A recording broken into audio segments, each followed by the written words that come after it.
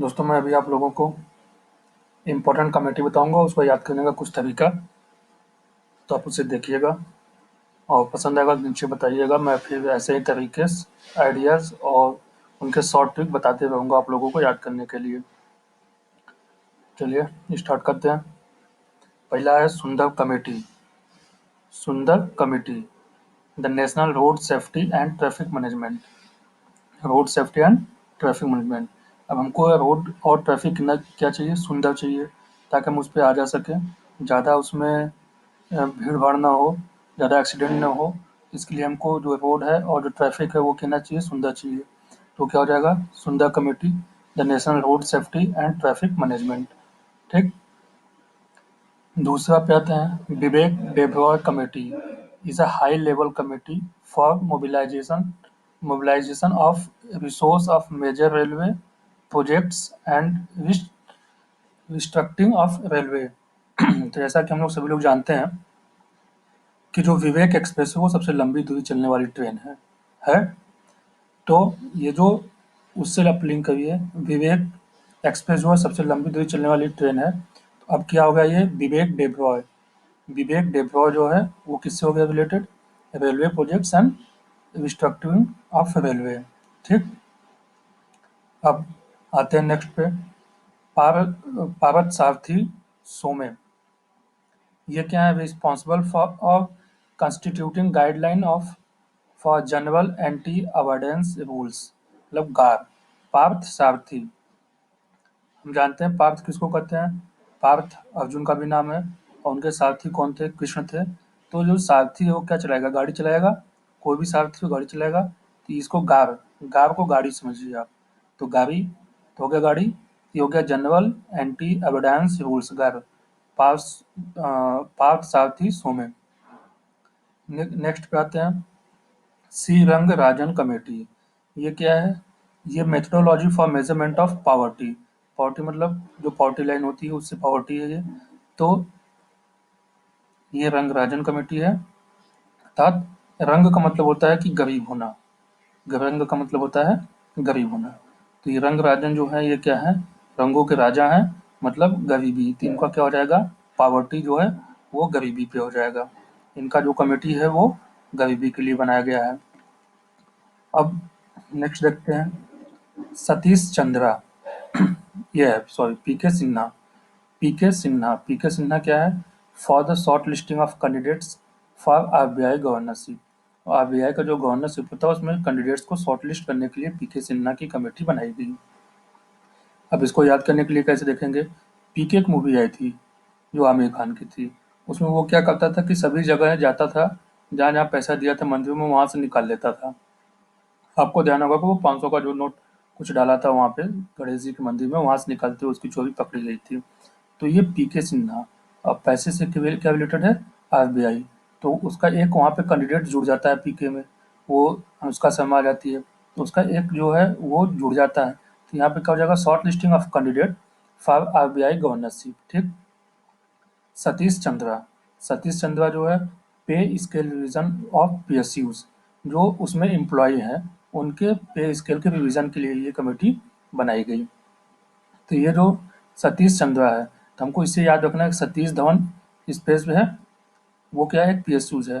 तो वहाँ के इतने अच्छे काम किए हैं इन्होंने कि उनका एम्प्लॉय जो है उसका पे स्केल के लिए रिवीजन ये लोग किए। तो अब इसे याद करिएगा, ये जो सतीश चंद्रा है, सतीश चंद्रा पे स्केल रिवीजन ऑफ पीएसयूज। ठीक। अब आते हैं नेक्स्ट पे दोस्तों, lieutenant general DB Sekatkar on combat capabilities instrument of arm forces. ये आर्म फोर्सेस के लिए जो combat capabilities enhancement of arm forces है उसके लिए कौन है, लेफ्टिनेंट जनरल डीबी सेकातकर।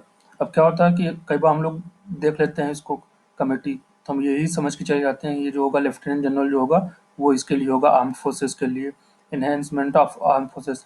लेकिन वहाँ पे ऑप्शन में क्या होते हैं, बहुत सारे लेफ्टिनेंट जनरल दे देंगे, तो हम वहाँ पे कंफ्यूज हो जाएंगे।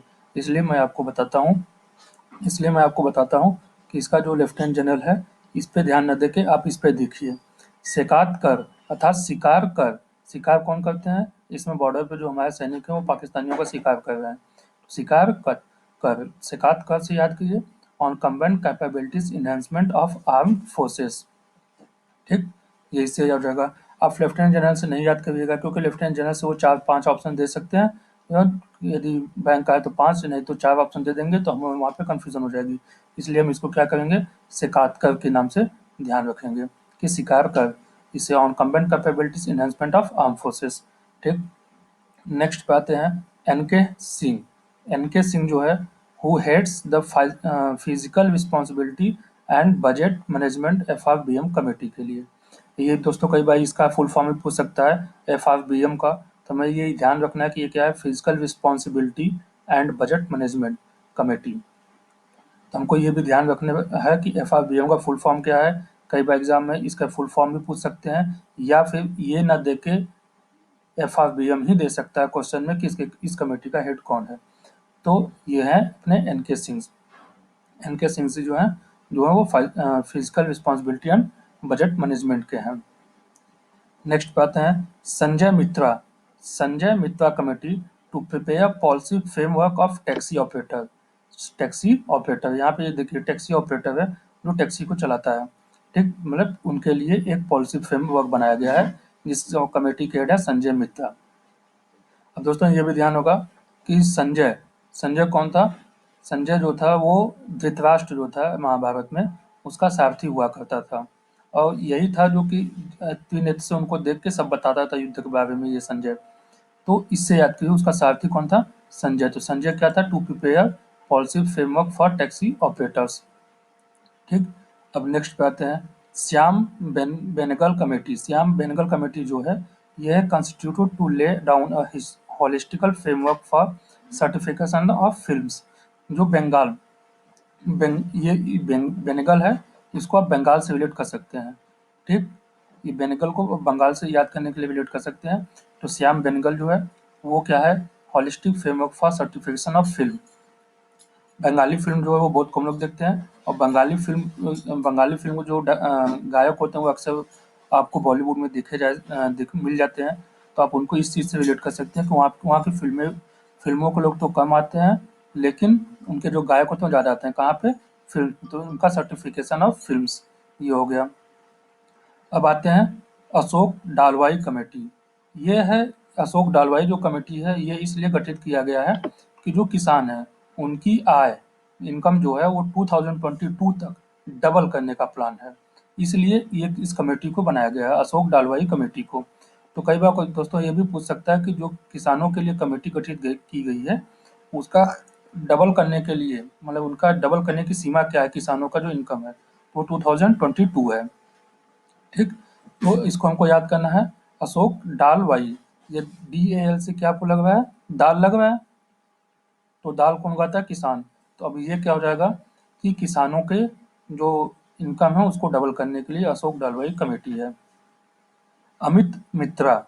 अमित मित्रा जो है ये GST की, ये बहुत इंपॉर्टेंट है दोस्तों। तो इसको आपको हमेशा याद रखना है, क्योंकि ये अभी भी बहुत बड़ी बिल थी, जिसको राज्यसभा लोकसभा दोनों में पास कर दिया गया। तो ये अमित मित्रा जो होंगे ये GST के होंगे। ठीक, अब नेक्स्ट पे आते हैं justice RV Ishwar. Simplification of income tax law. Simplification of income tax law. अब क्या है, अभी कुछ दिन पहले नोटबंदी हो गया था। ये क्यों हुआ था, क्योंकि लोग इनकम टैक्स नहीं दे रहे थे, और सभी पैसा अपने पास रख ले रहे थे। तो अब जो कानून पारित किया गया है, उससे अब ये है कि इनको अब ईश्वर भी नहीं बचा सकता। कौन नहीं बचा सकता, ईश्वर नहीं बचा सकता। तो ये क्या हो जाएंगे, RV Ishwar, simplification of income tax loss. ठीक, अब नेक्स्ट पे आते हैं दोस्तों लोढ़ा कमेटी। ये एक कमेटी है जो कि बनाई गई है BCCI के लिए। BCCI के लिए कमेटी बनाई गई है, और ये लोढ़ा कमेटी 2 कमेटी हैं, एक BCCI के लिए है और एक मेडिकल काउंसिल ऑफ स्टेट्स के लिए है।